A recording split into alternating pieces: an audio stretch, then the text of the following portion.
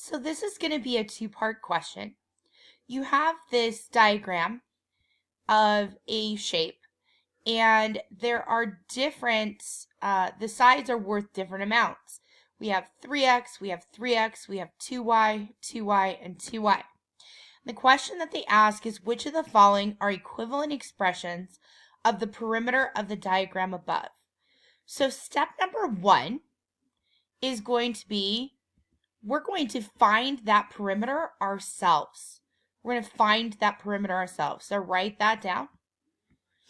So to find perimeter, all we're doing is adding the sides. So we have 3x plus 3x plus 2y plus 2y plus 2y. So let's write that down. We have 3x plus 3x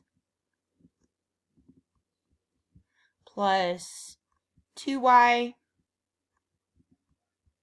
plus 2y plus 2y. So we now know what the perimeter is, but I bet that we can combine some of these terms. So step number 2 is going to be combine like terms. Write that down, combine like terms. So what I see right away is I have 3x's here and 3x's here. If I have 3x's and I add 3 more x's, that gives me 6x's. Now I am adding all of these. See all these addition signs? So I'm going to take the x's that I have and I'm going to add them to my y's. How many y's do I have? Well, let's see. I have 2 y's and I'm adding 2 more. If I have 2 y's and I add 2 more y's, that's 4 y's. But I'm not done yet because I have 2 more y's. So I've got 2 plus 2 y's, which is 4 y's, and 2 more y's, so I have 6 y's. I have 6 y's.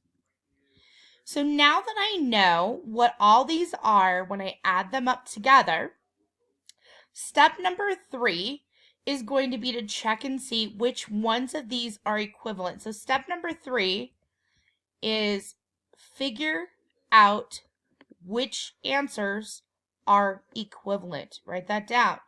Which answers are equivalent. So I want to pause before I go on to that, and I want to notice that I cannot add the 6 x's to the 6 y's, because remember, x's are different creatures than y's are, right? If these are yellow birds and these are red birds or whatever, we don't want to put them together because they're different. So we have 6 x creatures and we have 6 y creatures. And the first thing that I notice over here is that question A puts our x's and y's together, and I know we can't do that. So we're crossing that off. All right. Let's see. B, they have 1, 2, 3, 4, 5 terms. Okay. So they have 3x. We have 3x. They have another 3x. We have another 3x. They have 2y. We have a 2y. They have 2y. We have a 2y. They have 2y. We have a 2y. Theirs is exactly the same as ours. So this is a correct one. It's the same as what we came up with. Even if it had been in a different order, it would have been the same, right? Now they give us one that uses the distributive property, because what they want us to do is figure out if this is the same as this. So the way we're going to do that is we are going to take the number outside the house and multiply it times both numbers inside those parentheses. So if I take 3 and multiply it times x, I get 3x. If I take 3 and multiply it times 6y, I get 18y. I can look and see right away that is not the same as what we have. So this is not a correct answer.